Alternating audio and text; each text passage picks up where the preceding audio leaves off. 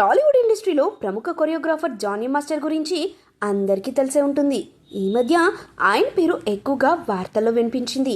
ఆయన దగ్గర పనిచేసే సృష్టి వర్మ అనే అమ్మాయిని డాన్స్ మాస్టర్ మానసికంగా శారీరకంగా వాడుకుని ఇబ్బందులకు గురి చేస్తున్నాడని చెప్పి ఆమె పోలీసులకు ఫిర్యాదు చేయడంతో ఈ తతంగం బయటకు వచ్చింది. సృష్టి వర్మ 16 ఏళ్ల వయసులో ఉన్నప్పటి నుంచి జానీ మాస్టర్ లైంగికంగా వేధిస్తున్నారని కేసు నమోదు అవడంతో ఆయనపై పోక్సో చట్టం కింద కేసు నమోదు చేశారు పోలీసులు.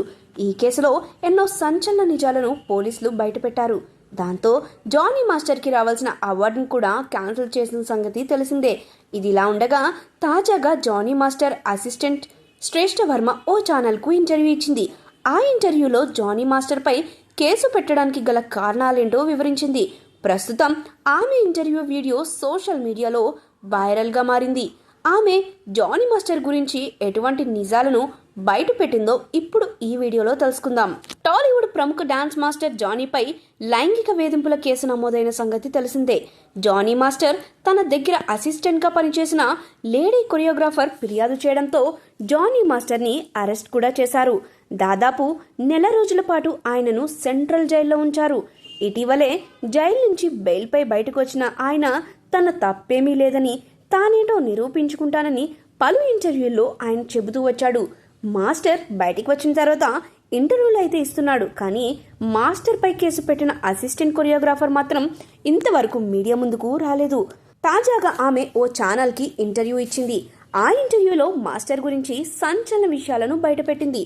ఆ ఇంటర్వ్యూలో అడిగిన ఎన్నో ప్రశ్నలకు శ్రేష్ఠి సమాధానం చెప్పింది.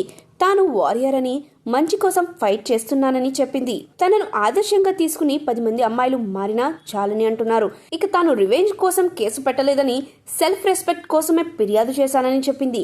అమ్మాయి అంటే ఆటబొమ్మ కాదని, వాళ్లకు ఇష్టం లేదని చెబితే దాన్ని గౌరవించాలని కోరింది. ఆ తర్వాత మాస్టర్ గురించి బయటపెట్టింది.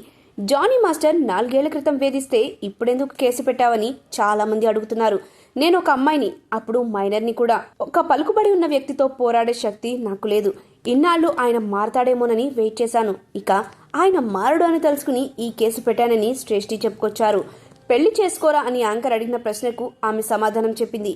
నా భార్య ధైర్యవంతురాలు, ఏదన్నా అయినా ఎదుర్కోగల శక్తి ఉందని, నన్ను నమ్మిన వాళ్ళు ముందుకు వస్తే నేను తప్పకుండా పెళ్లి చేసుకుంటానని శ్రేష్ఠి వర్మ ఇంటర్వ్యూలో చెప్పింది.